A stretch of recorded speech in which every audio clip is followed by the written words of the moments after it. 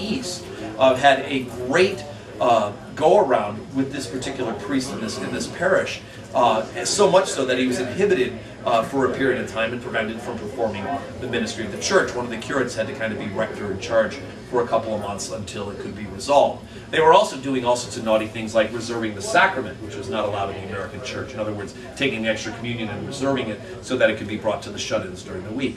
That was forbidden by the American canons at the time. But again, very much in keeping with the Catholic side of the faith of the Church of England and the American church. And there's a story that's believed to be somewhat apocryphal. I'm sure it's been embellished over the years, but eventually that priest was restored to the parish and the bishop died. And there was an article in the newspaper that because this particular parish had decided to have a solemn requiem mass, a mass for the dead, for the soul of the bishop, which of course the bishop would not be happy about. And so in the midst of all of that, the Philadelphia newspaper, that's what city it was in, interviewed the priest. And of course back in the late 1800s, these sort of issues got a lot more coverage in the local paper than religion does nowadays. It was positive. But they asked him, did they think that the late bishop would be very upset that they were having this requiem mass with vestments and Latin chant and things of that nature, black vestments and Latin chant. And he said, well, and the response of the rector was, well, now that he's in purgatory, I'm sure he appreciates it. So really kind of went over the edge in poking that. Our own parish has much to do with some of this as well. This parish was founded, really, I mean, its original foundation was we needed a parish out in the suburbs.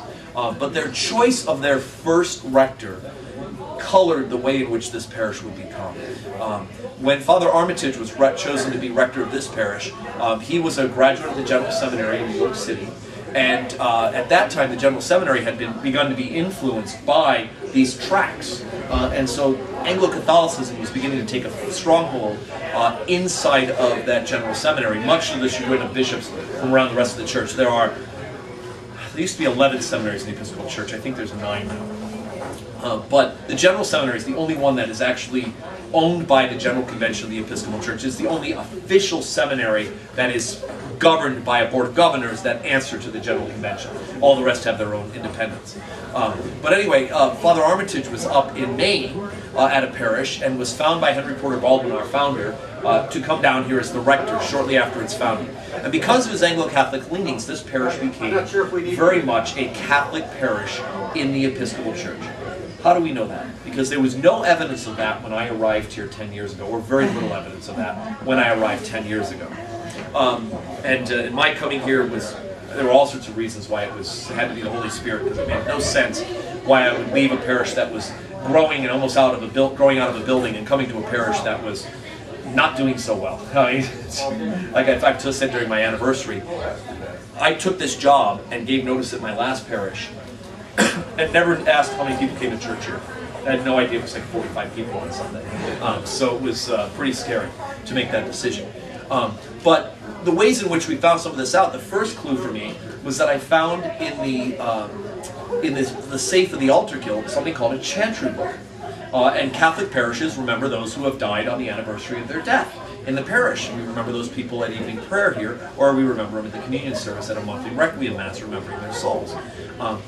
Catholic parishes have that, low church parishes don't. Now when I arrived here, they were alternating morning prayer one weekend and communion the next weekend, so it was not considered to be one of the more ritualized parish. But the existence of this chantry book showed me that in fact there must have been a time when there was at least people with Catholic understanding. The architecture certainly leans towards it being a much more Catholic understanding, with that high altar with the statues and things of that nature. I realized the chantry book stopped having entries typed into it in 1931. So I started doing my research, and lo and behold, the new rector of the parish elected in 1932 was I.C. Johnson. I.C. Johnson was the curate at one of the low church parishes here in Detroit, Christ Church down on Jefferson. And so I started doing research in the vestry minutes, and what was one of the first discussions at the vestry minutes after he was elected was his having to explain why he took the cross and the candlesticks off the altar. So for the first 70 years of the parish went more towards the Anglo-Catholic side, During the next 70 years, the parish went the other way. I.C. Johnson was a Virginia graduate, a graduate of the seminary in Virginia, which is the notoriously low church one. Father Frisbee, his successor, and his widow, Barbara Frisbee, is still a member of it, was also a graduate of the Virginia seminary.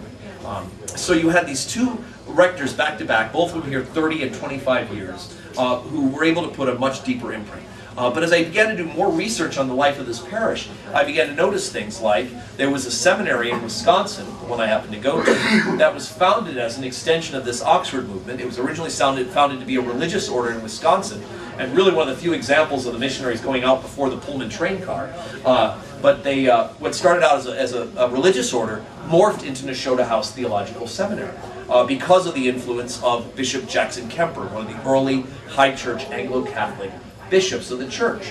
Well, Jackson Kemper eventually died, and his successor was the first rector of this parish.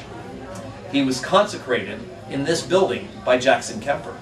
And when the first rector of this parish died at a House of Bishops meetings in New York, he was buried at Elmwood Cemetery here in Detroit because his children are buried there. And the person who did the funeral eulogy at the service was a man named James DeCoven. James DeCoven went on to be elected bishop of Wisconsin and Illinois, and was refused the consent because he was too Anglo-Catholic.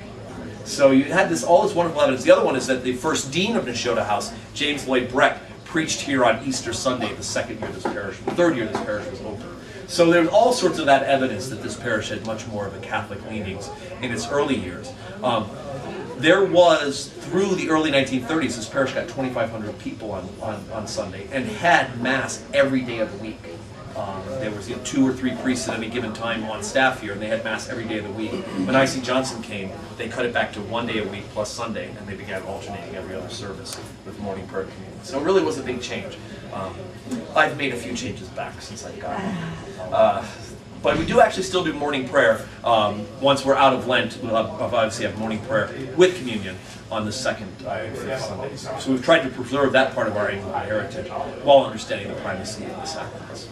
So anyway, so we've morphed a little bit into the United States. We'll go back in 2 weeks and we'll talk about the colonial church, what it looked like when the people came here in the colonies, all those pilgrims who were running away from the true religion in England. And founding these colonies, and how the Church of England eventually followed them here as well, and began to, believe it or not, there were actually colonies here where the Church of England was the official religion of the colonies. Virginia, the Carolinas, the official religion, like the Church of England was the church here. So it's very exciting. Anyway, okay, time for church.